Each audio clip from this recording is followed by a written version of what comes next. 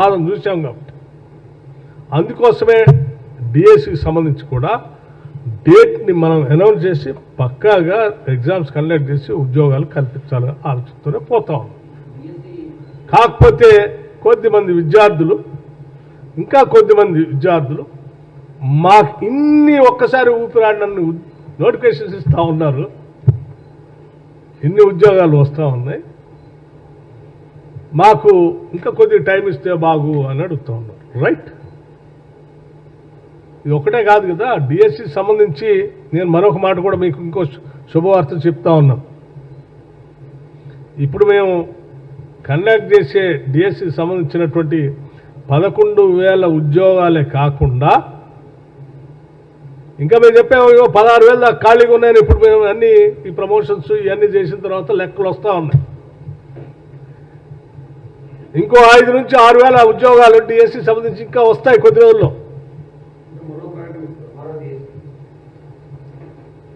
ఇంకోటి మరొకటి కూడా వస్తుంది, మీరే కంగారు పడాల్సిన అవసరం లేదు. చదువుకున్న విద్యార్థులు అందరూ కూడా మంచిగా రాయండి. మీరు ఇదే ఆఖరిది కాదు, చివరిది కాదు, ఇంకో అవకాశం కూడా వస్తుంది. ఇంకా ఉన్నాయి ఉద్యోగాలు డిఎస్సి, ఇంకోటి కూడా కండక్ట్ చేస్తాం కొద్ది రోజుల తర్వాత.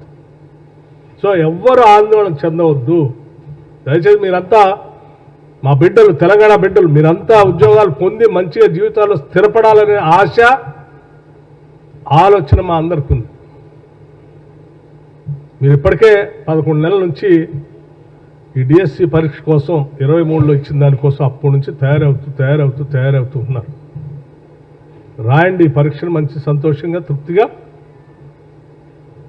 దీంట్లో సెలెక్ట్ అయిన వాళ్ళు అవుతారు, ఇంకా పరీక్షలు వస్తున్నాయి వాటిలో అవుతారు. మళ్ళీ డిఎస్సి కావాలంటే మళ్ళీ కొన్ని రోజుల తర్వాత మళ్ళీ ఒక డిఎస్సి వస్తుంది, కొన్ని నెలల తర్వాత మళ్ళీ ఆ డిఎస్సి కూడా పార్టిసిపేట్ కావచ్చు. ఇప్పుడు మిస్ అయిన ఎవరైనా ఉన్నారు అనుకుంటే కూడా. కాబట్టి దయచేసి నేను అందుకే స్టార్టింగ్లో చెప్పాను, ఈ రాష్ట్ర ప్రజలకి, నిరుద్యోగ యువకులకి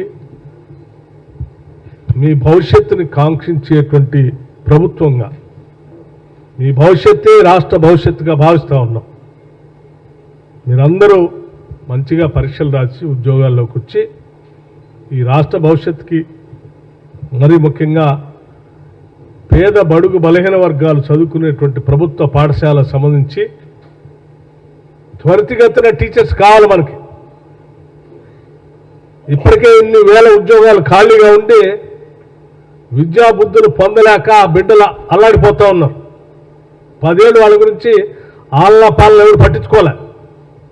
మీరు తొందరగా పరీక్షలు రాసి టీచర్లుగా తయారై త్వరితగతిన అక్కడికి వెళ్ళి వాళ్ళకి విద్యాబుద్ధులు నేర్పి ఈ సమాజాన్ని ముందు తీసుకొని పోవాల్సిన బాధ్యత మీ అందరిపైన ఉంది.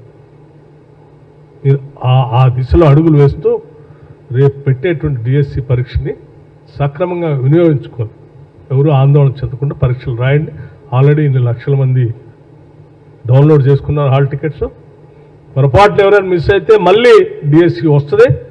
ఇది రాష్ట్ర ప్రభుత్వం తరఫు నుంచే నేను చెప్తా ఉన్నాను. ఎవరు ఆందోళన చేయాల్సిన అవసరం లేదు. Thank you.